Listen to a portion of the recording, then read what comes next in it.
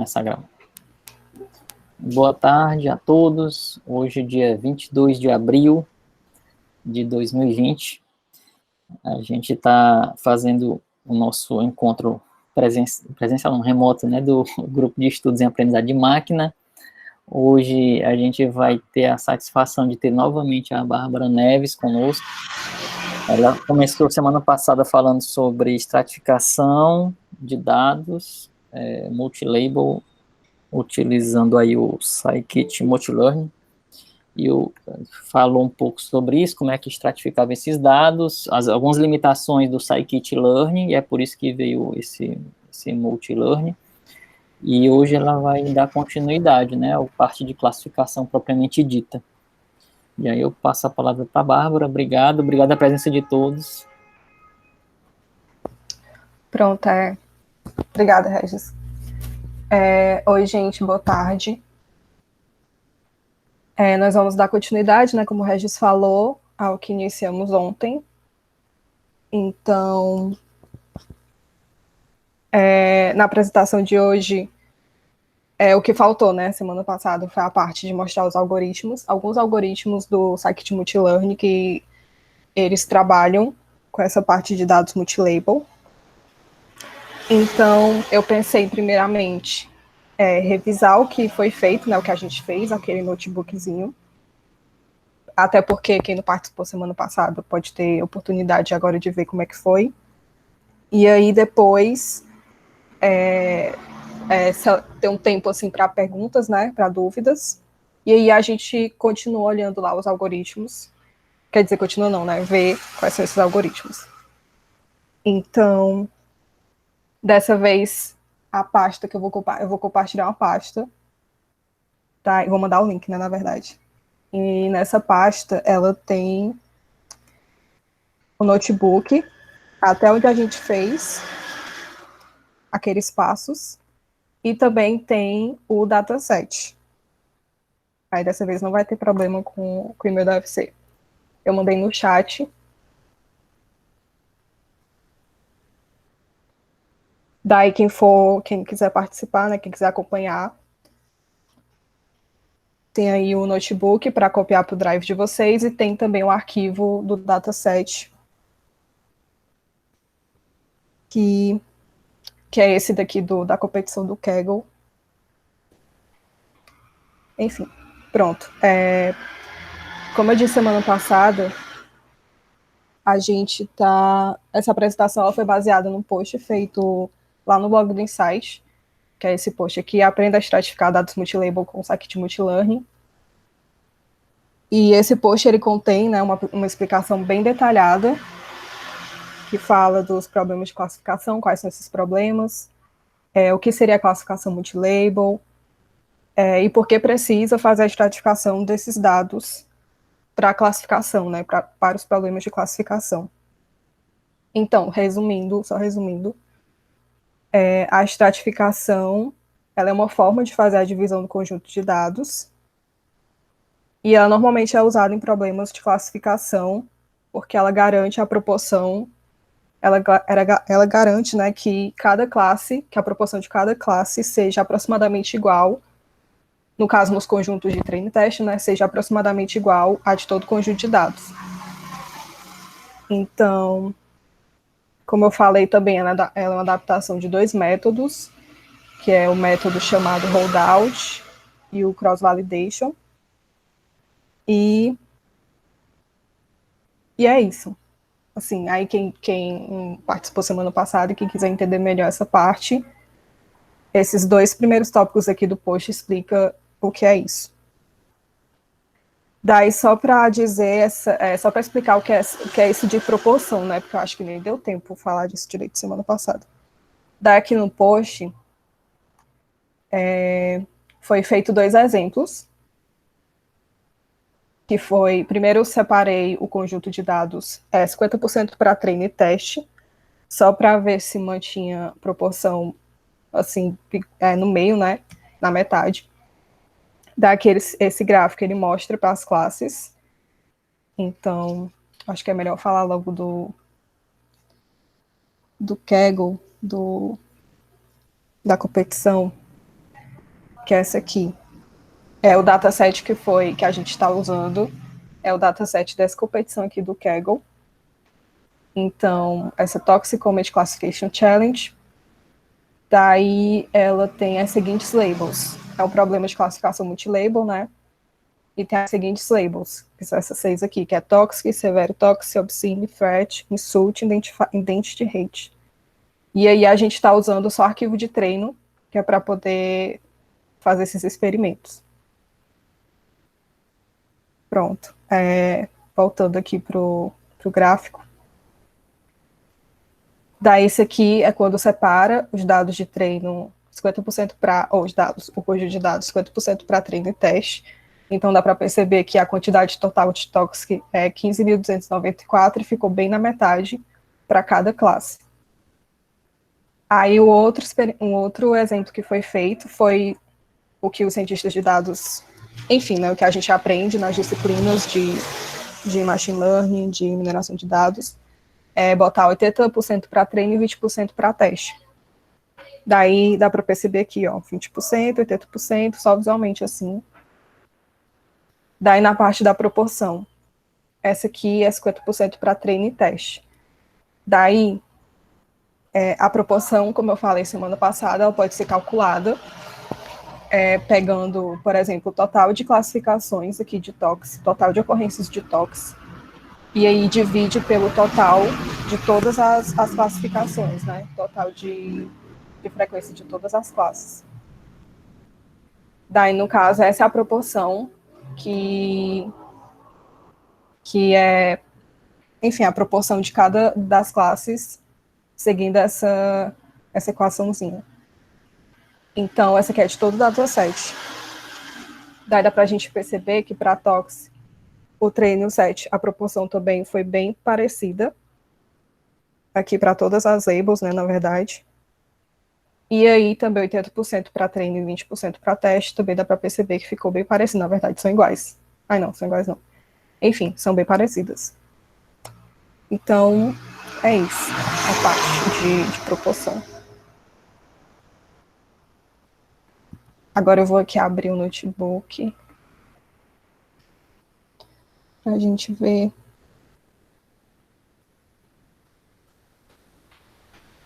Daí, quem não participou ou quem não deu tempo de fazer as coisas, né, porque foi muito rápido. Lá na parte que eu compartilhei tem um notebook com até onde a gente fez e tem também o dataset.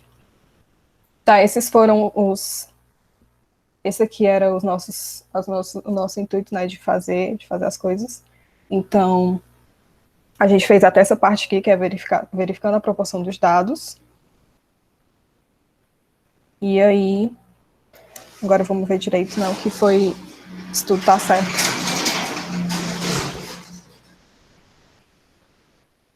Espero que não esteja muito barulho aí dos carros, das motos, porque tá horrível. Pronto.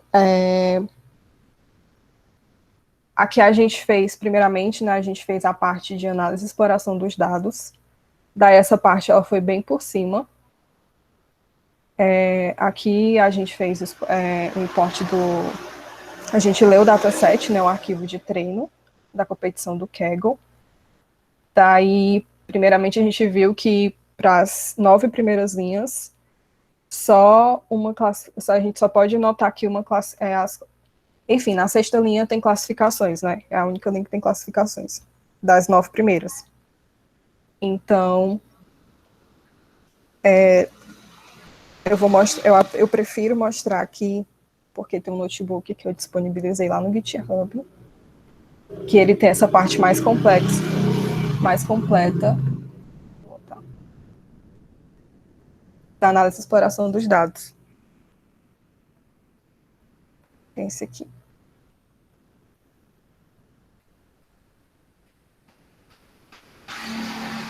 Pronto. Enfim, né? Basicamente segue os mesmos passos que a gente fez, só que tá mais bonitinho. Por exemplo, tem gráficos, tem word cloud, enfim. Daí a primeira análise foi a parte da contagem das frequências de cada classe.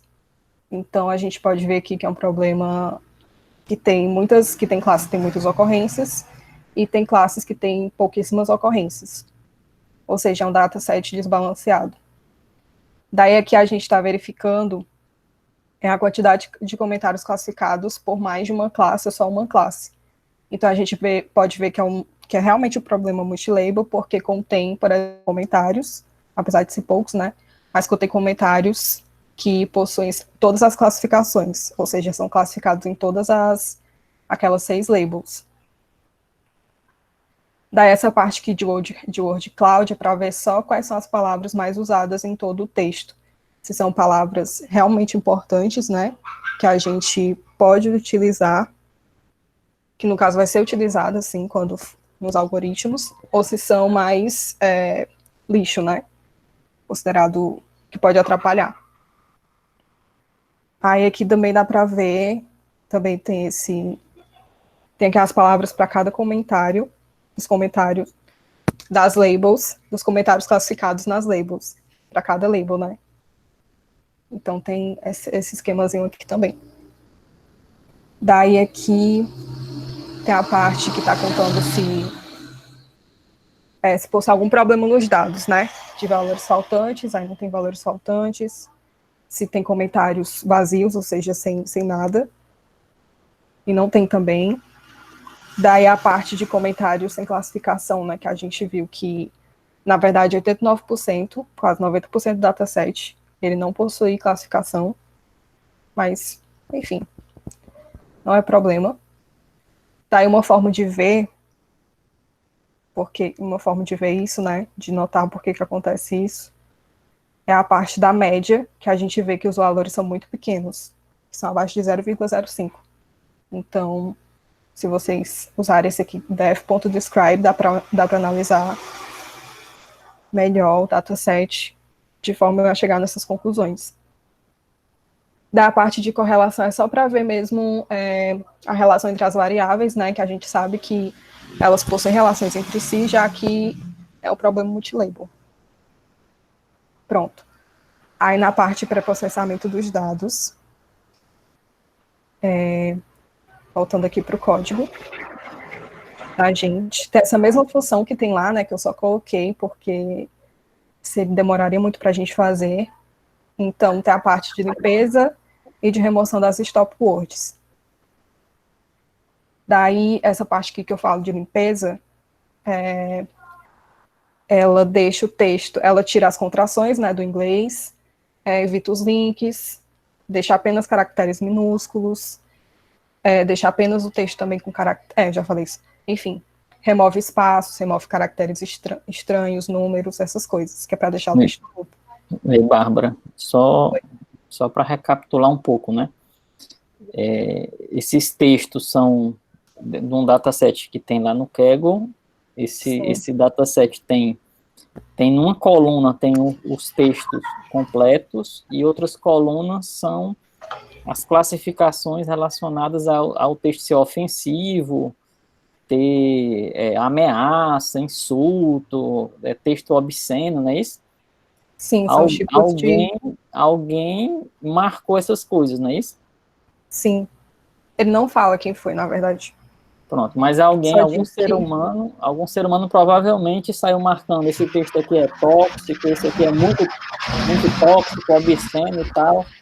E aí a intenção, assim, o objetivo final é, dado um texto que não está classificado, como essas classificações aí, que são binárias, né, 0 ou 1, chegar um novo texto, você poder fazer uma classificação semelhante, não é assim? Sim, exatamente isso. Só uma dúvida, quando você fala multilabel, Bárbara, você está nesse problema, então, um texto pode ter mais de uma classe, é isso? Isso, exatamente. Aí, por exemplo, esse aqui, né, que eu falei, que é o do índice 6, ele foi classificado como tóxico, como severo tóxico, como obsceno, como insulto. Okay. Aí lá no gráfico que eu mostrei também, né, dá para perceber que alguns comentários realmente possuem todas as classificações. Daí eu falei na semana passada que, na verdade, o problemas multilabels é uma generalização de problemas multiclass. Que no multiclass eu só tenho, por exemplo, no caso aqui, né, se fosse multiclass, eu só poderia dizer que pertence a uma label. Então, se esse aqui fosse tóxico, ele não poderia ser de outras labels. O multiclass, então, quer dizer que eu poderia escolher, ao invés de ser só binário, eu poderia escolher, ele vai ser ou tóxico, ou severamente tóxico, ou seja, eu poderia ter várias opções, mas eu só poderia escolher uma delas. Só poderia escolher, né? Uma, exatamente. Então, aí o multilabel, a definição que dão, né, para o multilabel é que pode ser várias dessas labels aqui, ele pode ser classificado como pode ter vários rótulos, né? Pronto? Pronto. É só para, assim, a gente deixar essas coisas mais claras, né? Para quem pode estar entrando e não está entendendo direito de onde é que vem esse texto, o que é que alguém fez com ele, né? O que é que a gente quer no final das contas, né? Sim. Lá na competição eles só explicam, né, que esses textos aqui foram pegos do Wikipedia, de comentários do Wikipedia. E aí, mas ele não fala como foram classificados, mas provavelmente foi manualmente mesmo. Certo? Certo. Pronto. A parte de pré-processamento, né? Eu falei semana passada que para esse tipo de problema, problema de processamento de linguagem natural, né? A gente segue alguns passos na parte do pré-processamento, que é para poder tratar os textos. Então, porque a gente tem aqui caracteres, né? Tem palavras.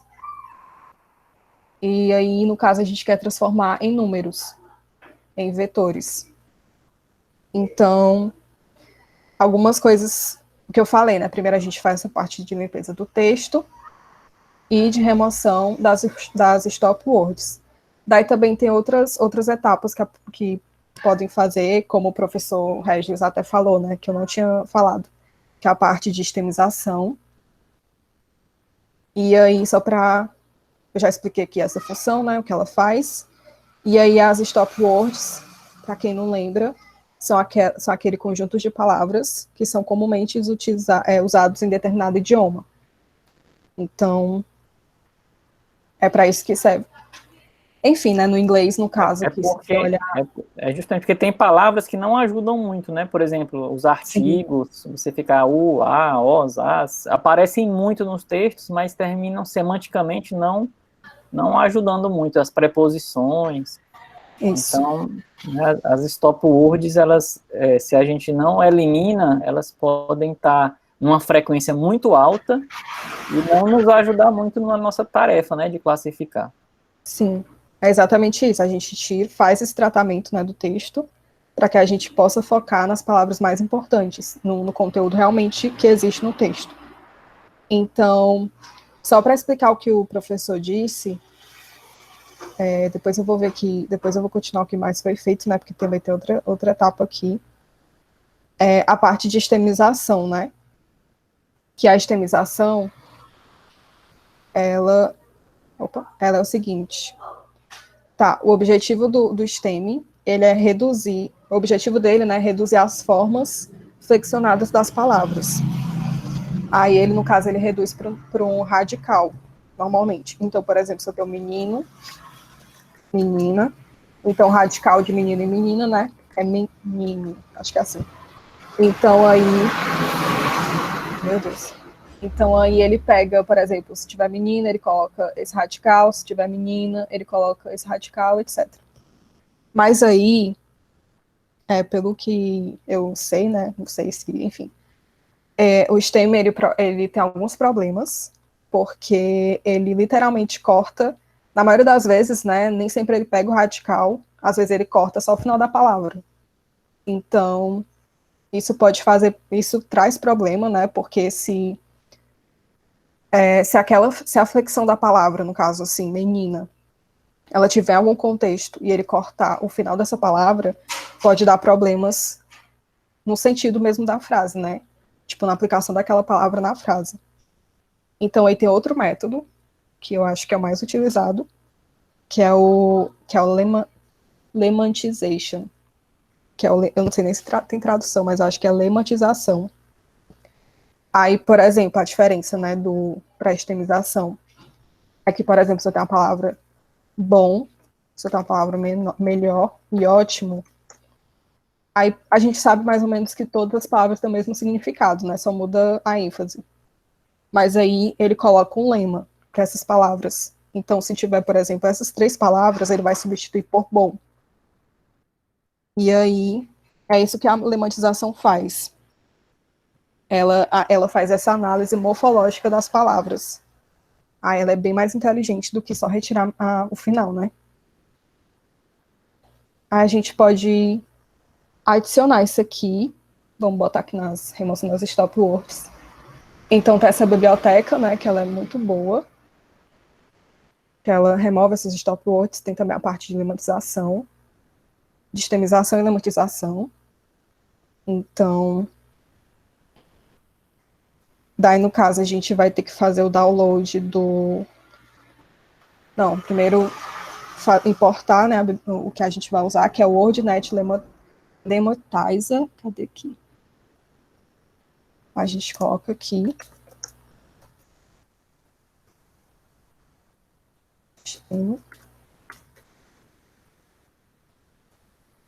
WordNet.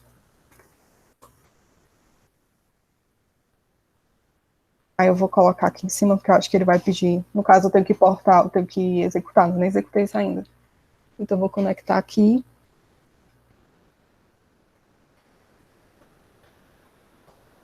E eu vou executar as células anteriores.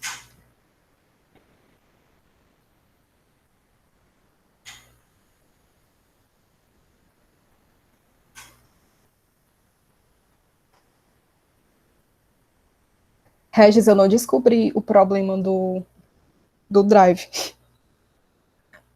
Qual o problema? Que eu tinha importado, Sim, eu tinha copiado entendi. esse notebook, né? Sim. Para Aí, montar, né? sim, aí eu copiei ele de novo, daquele lá que eu mandei, né? Uhum. Que eu tinha compartilhado. E aí não pediu para não Uhum. aparecer aquela célula. Eu achei muito estranho. Aí, por exemplo, agora não tá aparecendo, ó. Eu consegui montar o Drive Pronto. só. Eu acabei de enviar um link aí, gente. Esse link é de um artigo que ele mostra como fazer essas operações usando várias ferramentas, né? Porque você tem o NLTK, que é uma ferramenta mais antiga, mais tradicional, e temos outras ferramentas aí que também são usadas para texto, o Space, Tem que Space. permite também fazer essas mesmas operações de remoção de stop words, lematização e tal, e o Jensen. Então, Sim, são tem o 3 Jensen. ferramentas, né, que são usadas e que nesse artigo do Analytics Video, ele mostra como fazer com cada um. Então, a gente escolhe, pode comparar também o que cada uma assim, da forma, ou seja, pode ser que umas você escreva mais, outras você escreva menos, e pode ser que tenha umas que dêem um resultado melhor do que outras. Então, vale a pena a gente comparar e utilizar as opções que a gente tem disponíveis, tá? O Space era muito bom, muito, muito bom. Mas eu acho que eu, pelo menos, tive muita dificuldade com o Space no começo, porque eu acho ele bem diferente, assim, de outras bibliotecas que a gente usa, tipo Pandas. Enfim, ele é bem diferente, mas ele é muito bom. Pronto, né? Eu vou tentar importar isso aqui. Ele vai pedir para baixar outra coisa, provavelmente. Não pediu. Enfim. Pronto, não sei se vai pedir para vocês baixar outra coisa. Vou tirar daqui. Daí a gente vai fazer. Na verdade, aqui embaixo.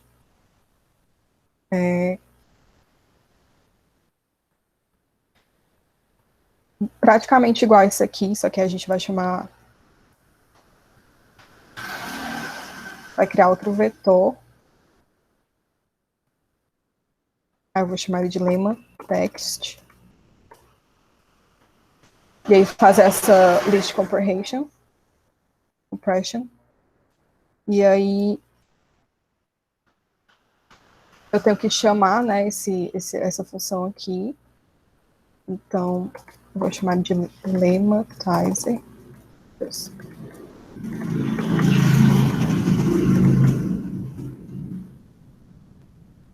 Pronto. Aí aqui eu coloco a variável.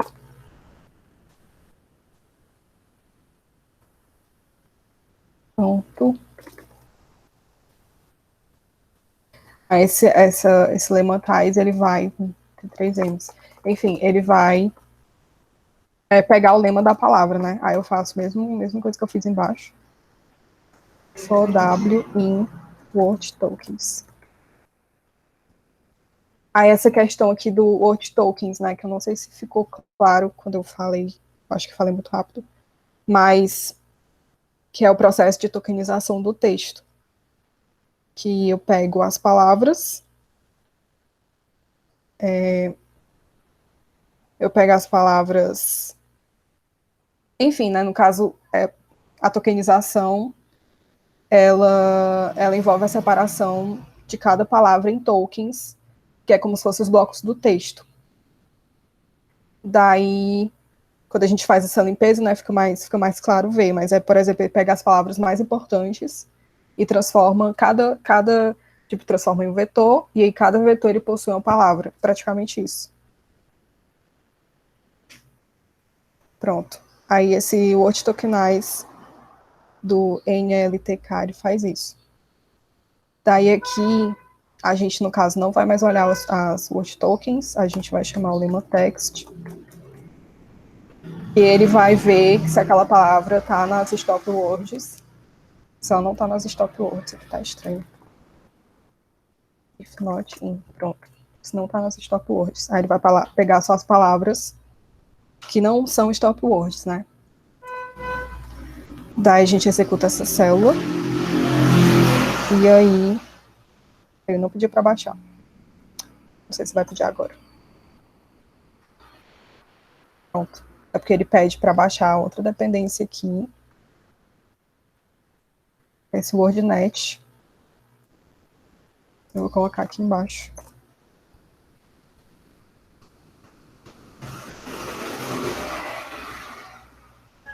Meu Deus.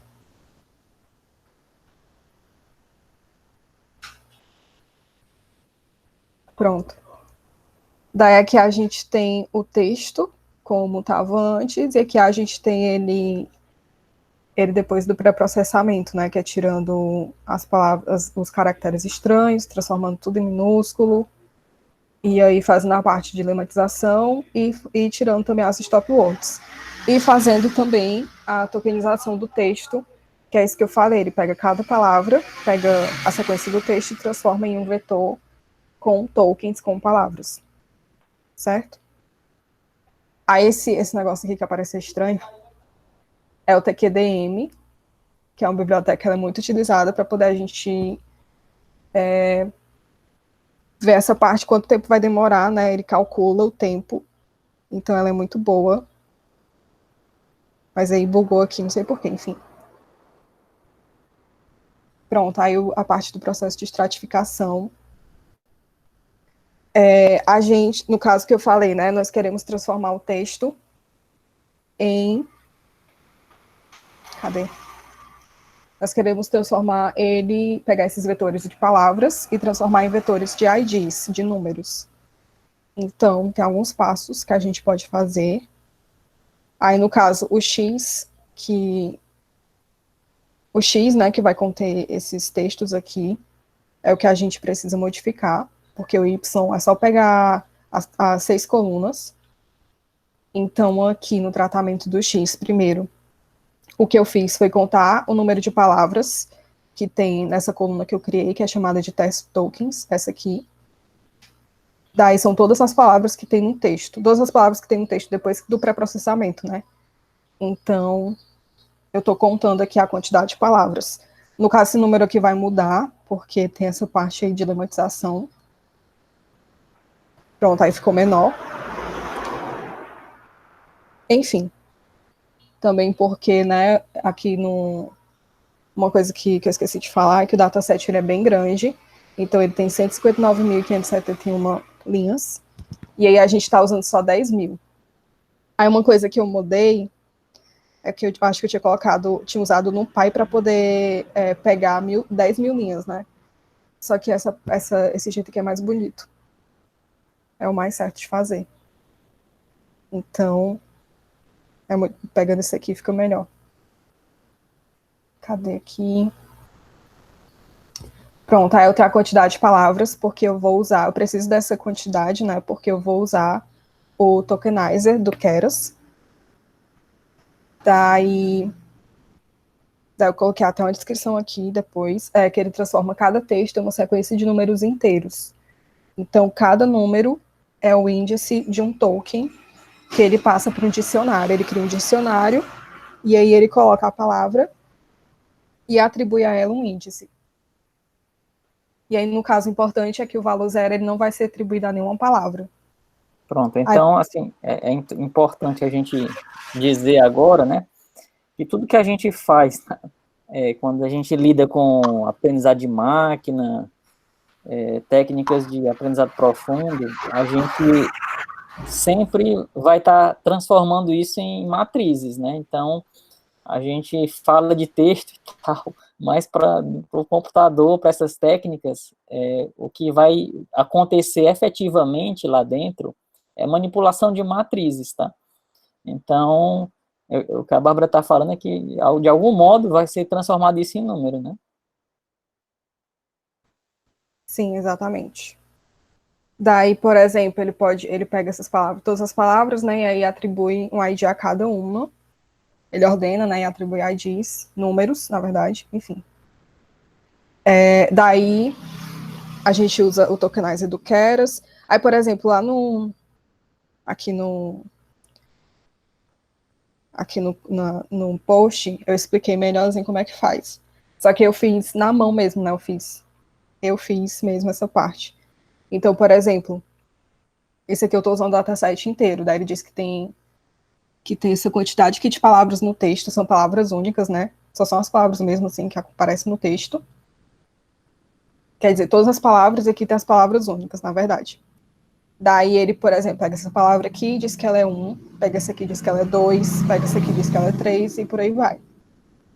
E é exatamente isso que o Keras, que esse tokenizer do Keras, ele faz. Daí a gente passa a quantidade de palavras, que é para ele não exceder o número dos IDs, né?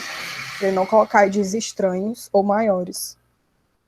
Aí eu preencho ele com os textos, com os vetores, e aí eu coloquei aqui criei essa coluna chamada X, só para a gente ver como é que ficou. Daí eu usei esse test to sequences para poder pegar esses IDs. Daí, por exemplo, eu vou executar isso aqui, né, porque é antigo. Então, aqui eu tenho os vetores com as palavras, e aí eu tenho os vetores com os IDs correspondentes a cada palavra. Daí, depois, o que foi feito, né? Eu contei, eu fiz análise de qual é o maior texto. Então, por que é importante? Porque a gente vê aqui que, como o professor Regis diz, né, a gente vai passar matrizes. Então, a gente não tem que passar uma matriz que tenha 2 dimensões. Mas aí, como esses vetores ele possuem tamanhos diferentes, a gente não tem 2 dimensões. Então, a gente usa esse pad sequence do Keras também para poder preencher esses vetores, para poder, enfim, para construir essa matriz. Para ficarem com dimensões, cada linha dessa, cada texto desse, né, ficarem representados através de uma linha de uma matriz que seja do mesmo tamanho, né? Ou seja, Isso. É uma matriz que tem número de linhas, assim, que é o número de textos, e o número de colunas vai ser o número de palavras que aparecem em todos os textos, né? Sim. Assim, de algum modo, as colunas vão, no final, significar isso. E aí a gente vai ter uma matriz com a característica, que é uma matriz que vai ter um monte de valores lá que vão estar zero, né? Ou seja, uma matriz esparsa. Sim. Exatamente. Pronto, aí essa matriz X, né, que a gente fala, ela vai ter o número de amostras, que é o número total do dataset que a gente está usando, né, e o número de instâncias, que aí, no caso, vai ser o texto que a gente vai contar, né, o texto que tem a maior quantidade de palavras. Daí, se eu executar isso aqui, aí ele está dizendo que o maior texto ele tem 834 palavras. Daí, esse patch sequences, ele completa, né, esses outros vetores que não tem 834 palavras. 834, o tamanho, né, 834, ele completa com zeros. E aí ele dá a dimensão do x e a dimensão do y. Que o y, como eu falei, né, a gente só pega as 6 colunas, que são as labels, e aí transforma ele numa matriz também. Pronto. Daí a parte, agora a gente vai para a parte de separar em treino e teste, né? Daí eu mostrei por que deixa eu ver se comentar isso aqui, por que o train test split do scikit-learn ele não funciona. Então, se eu tentar rodar, ele vai me dar esse erro aqui, que ele vai dizer que a classe menos populosa, né, ela possui apenas um membro, e ele diz que é muito pequeno, que o número não pode ser menor que 2. E aí, se a gente for aqui na biblioteca do scikit-multilearn, a gente for aqui na biblioteca, pronto.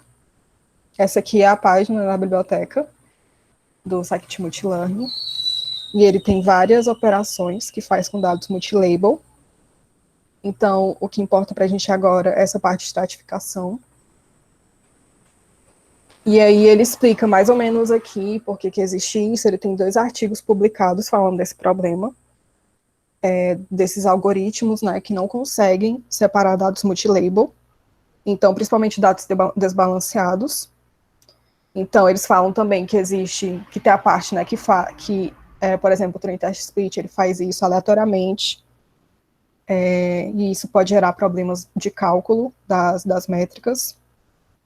E aí ele fala que também, quando ele diz isso aqui, ele tá praticamente falando que o desempenho dos modelos que possuem labels raras não é importante, que a gente pode tirar essas labels, sendo que não é isso que a gente quer.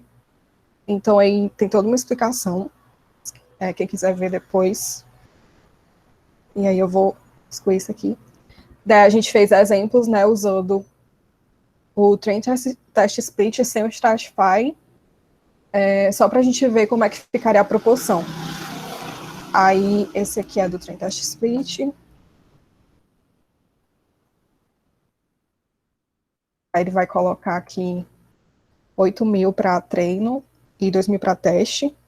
E aí tem esse método aqui do scikit-multilearn, que é o Iterative Train Test Split, que ele realmente se parece muito com o Train Test Split. A diferença é que não tem um random state, que o professor Regis até perguntou na semana passada. E ele realmente não tem. Deixa eu mostrar aqui o código.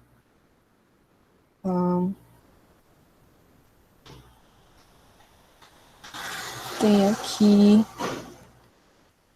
a biblioteca. Cadê o método? Pronto, aqui. Daí aqui tem um código fonte do scikit-multilearn. Cadê? Esse aqui ele só está explicando. Enfim, mas aí se eu apagar isso aqui, tem que importar antes. O Colab me dá o que essa função pede, né? Ele está dizendo que os parâmetros são esses. E é isso. Ele não dá mais explicações. Por isso que a gente coloca esse random state antes. É para manter aí 42, que foi o mesmo do train test split que a gente utilizou. Ele separa 8.000 e 2.000.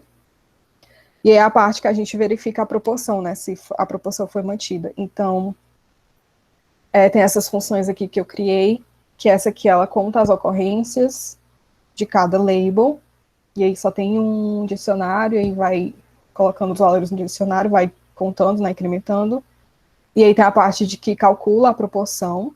Então, ele conta quantas ocorrências a label tem, e aí divide pelo total de ocorrências de todo o conjunto de treino, o conjunto de teste, enfim. E aí aqui só printa um data frame para poder a gente analisar melhor. Eu vou executar essa célula. Aí esse aqui é uma métrica do Scikit-Multilearn, que ele pega a combinação das ocorrências das labels. Daí, por exemplo, se eu passar a ordem 1, ele mostra só a combinação de cada label, que é praticamente o que essa função aqui faz também. Mas aí se eu colocar a ordem 2, né, ele vai me dar combinações tipo, de todas as labels correspondentes. Aí esse aqui é pro Scikit-Multilearn, esse aqui é pro Scikit-Learn.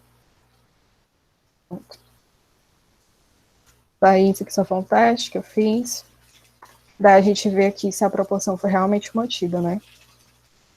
Aqui são os dados do Scikit-Multilearn. Daí, comparando com os dados de todo o conjunto de treino, a gente pode ver aqui que a proporção realmente está parecida, certo? Os valores também parecidos, estão quase iguais. E aí, aqui no Scikit-Multilearn, ou no Scikit-Learn, a gente vê que tem algumas diferenças. Por exemplo, aqui tem 59, 0,059 pro teste aqui de Severe Toxic. Aí aqui também tem outro valor estranho. Não é tão estranho não, enfim. Aqui... Pois é, tem algumas diferenças, né? Que podem prejudicar aí quando a gente for ver os algoritmos. Pronto. Agora a parte de classificação. Demorou muito ainda para explicar isso, mas enfim. Então assim, só falando, né? O objetivo da estratificação é, de certa forma, equilibrar o percentual de cada classe dentro dos conjuntos de treino, validação e teste, né? Sim, exatamente. Daí, aqui na biblioteca, a gente tem, né, os classificadores deles. Então, enfim, eu não estudei muito ainda sobre isso, mas o que eu percebo, por exemplo, ele tem alguns exemplos aqui. Ele coloca, enfim, né, eles explicam algumas métricas para poder analisar. Daí aqui a gente tem todos os classificadores. Na verdade, muitos deles não são classificadores, eles adaptam alguns classificadores que a gente já conhece. Então, por exemplo, tem dois classificadores, tem dois algoritmos de classificação, né, que são muito utilizados, que é o Support Vector Machines, e aí tem no Scikit-Learn, só, pronto, Scikit-Learn,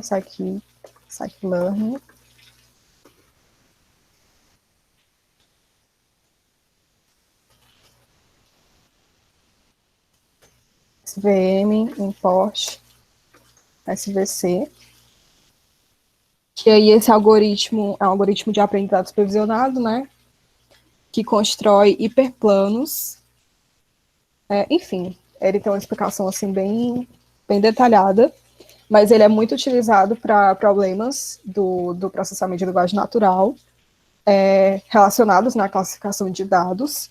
Ele já foi utilizado também em redes sociais para identificar crises, etc. E também a gente tem outro algoritmo que é muito bom,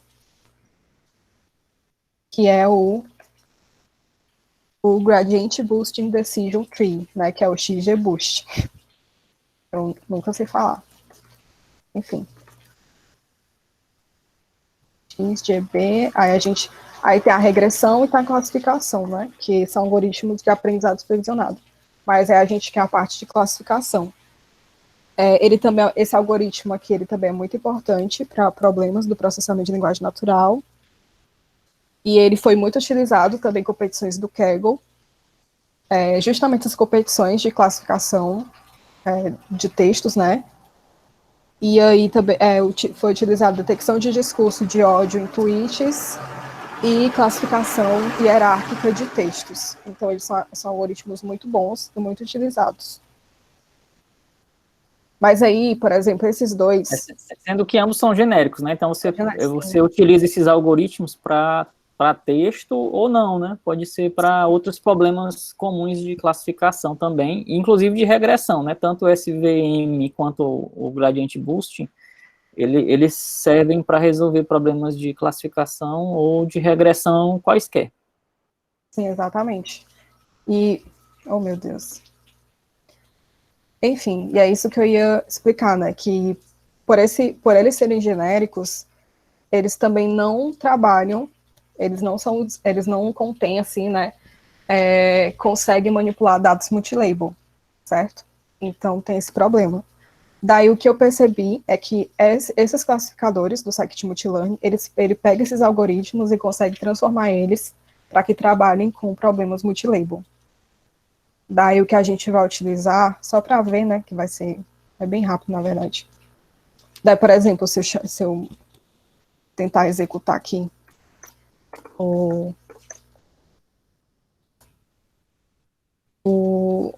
esse aqui, o SVM, ele não vai conseguir, né? Vai dar erro aqui. Vou colocar aqui o fit do X-train e do Y-train. Pronto, aí... Enfim, né, ele já diz aqui que per input shape, né? Porque aqui a gente passa matriz de 2 dimensões. Que é justamente o problema multilabel. Então, a gente vai usar esses três...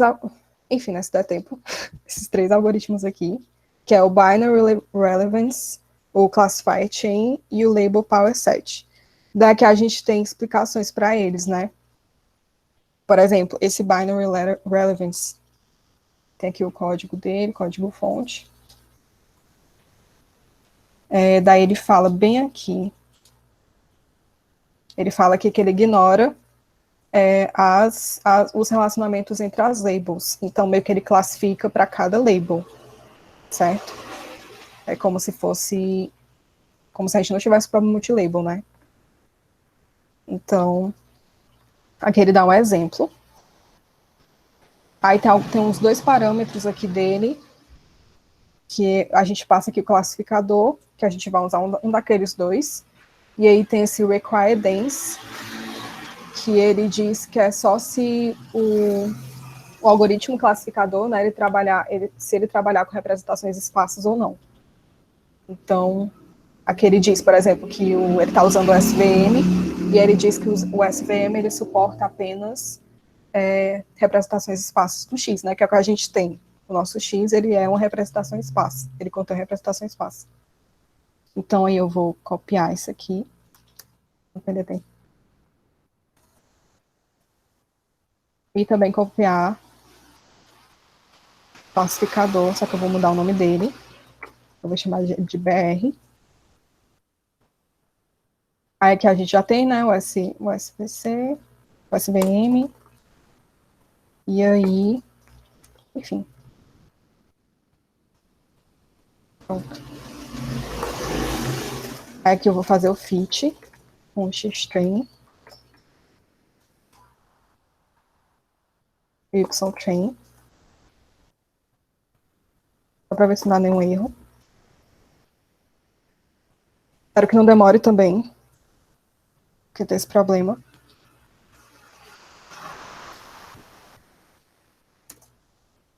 Enfim, enquanto isso, se alguém quiser perguntar alguma coisa.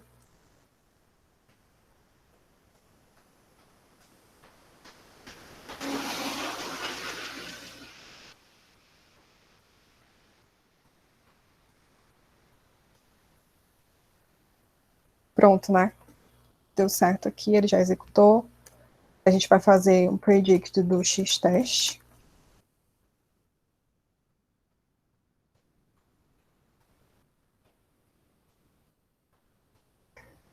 Pronto.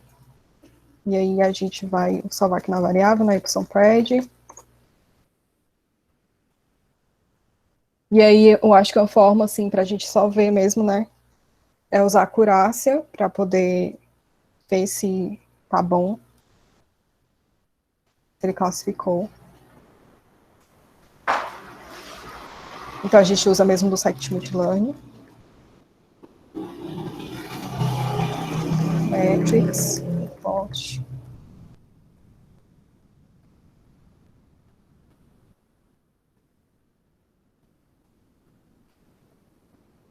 E aí eu chamo a acurácia.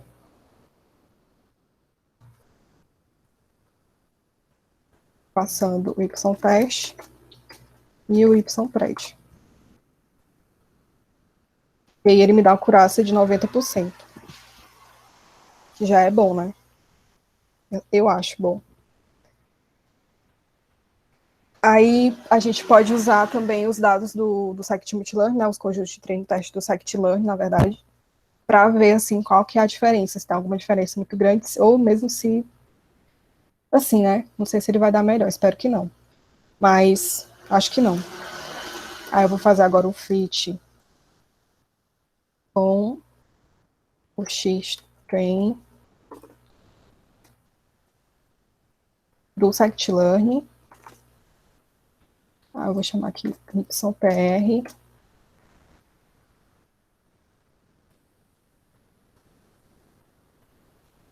E aqui eu vou passar logo a acurácia para ver.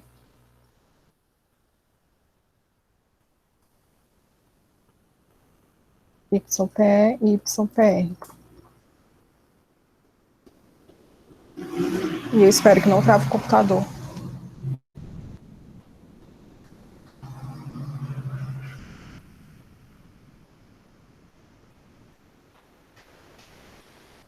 Já deu, pronto, aí a acurácia aqui não foi 89%, né? E deu menor do que para o dado estratificado. Então, aqui a gente pode ver que as proporções elas são bem parecidas, só que tem essa diferença, né? Ele mantém a proporção aqui e não mantém a proporção aqui. E ainda faz tudo de forma aleatória. Então, a gente vê que tem realmente uma diferença entre utilizar um dataset estratificado e não utilizar um dataset estratificado, né? Dá tempo para eu mostrar outros? Tem 5 minutos. 4. Pronto. Pronto, agora o classifier chain. Que eu vou usar o XGBoost. Pronto. Aqui ele está usando também o SVM.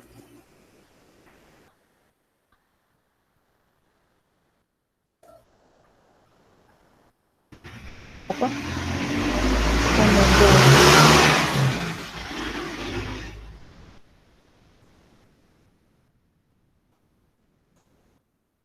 Vou chamar ele de CC.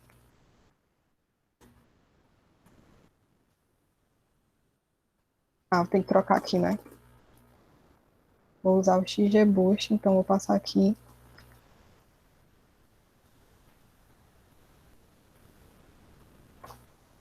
String Y. Tem. E aí, Y-pred.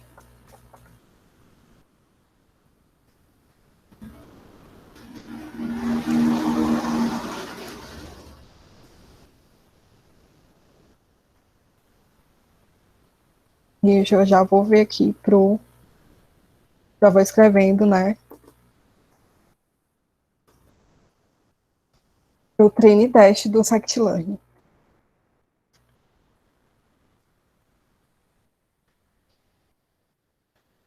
Para esse classifier chain que ele fala aqui, vou dar a explicaçãozinha dele.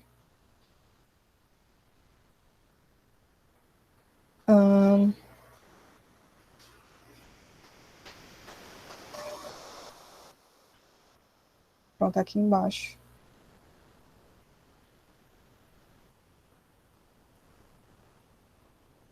Pronto.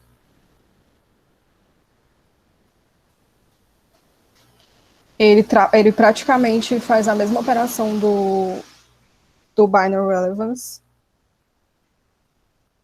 Só que ele tem uma cadeia de classificadores binários, né? E aí também tem uma cadeia de classificadores de classificadores, enfim, de classificadores das labels. Aí já executou aqui. Tem um erro. Oh, meu Deus.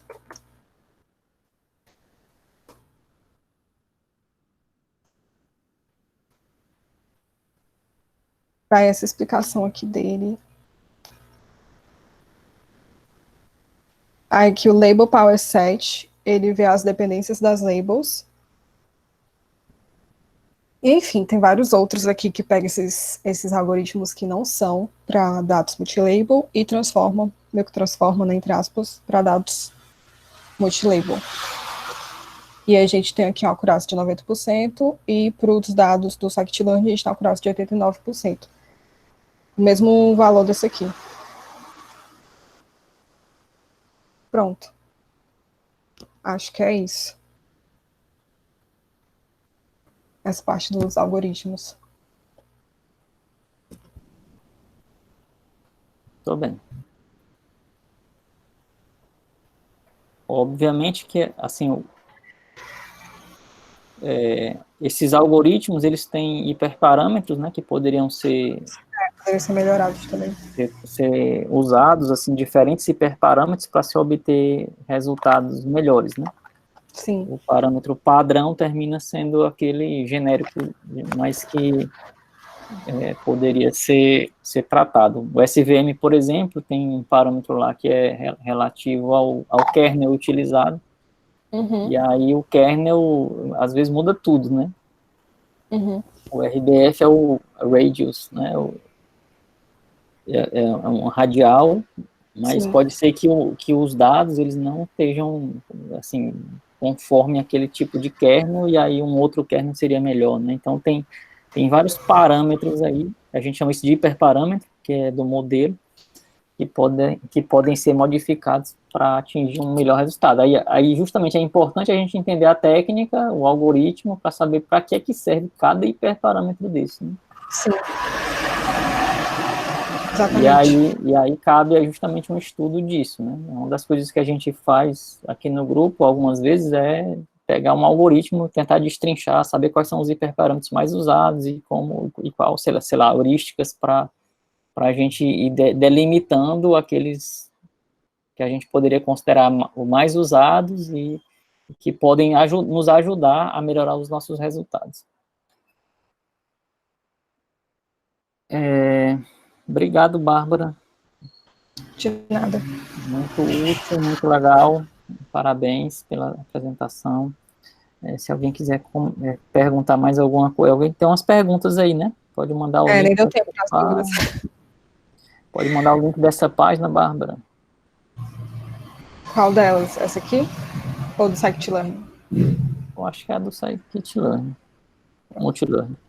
E aqui o Sávio, né? Domingos Sávio perguntou: as várias labels recebem 0 ou 1? Eu poderia fazer com que elas recebessem entre 0 e 1? No caso,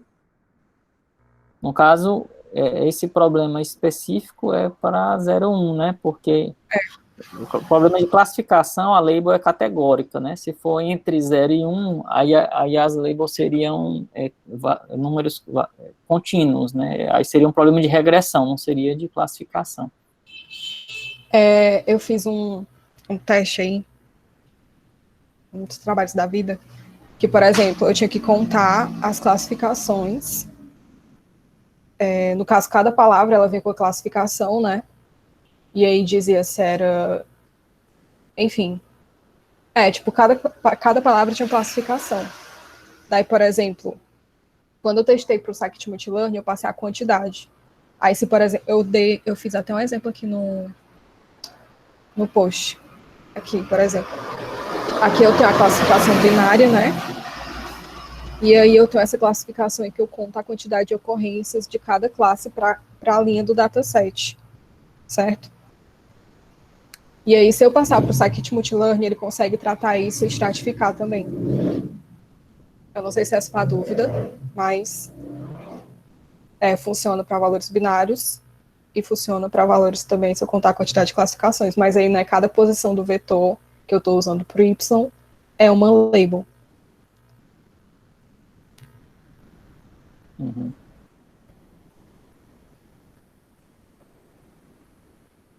Beleza. Vou mandar isso Gente, aqui. obrigado pela presença de vocês. A gente continua próxima semana. Se alguém, olha só, esse grupo é um grupo de voluntários, certo? Não tem ninguém aqui, né? Assim, tem uns bolsistas participando, mas de modo geral é um grupo voluntário. E aí, vocês fiquem à vontade para propor algum tema, para mostrar aqui para a gente. A gente está aberto a sugestões e também para voluntários poderem apresentar, certo? Inclusive, na próxima semana a gente não marcou ainda quem vai apresentar alguma coisa, e aí fica o convite para quem queira apresentar alguma coisa, pode falar no privado comigo, pode botar lá no grupo, colocar como, eu tenho um interesse em colaborar com um tema tal, né? E aí a gente faz o agendamento. A semana que vem ainda não tem ninguém. Então, obrigado a todos, eu vou parar aqui a gravação.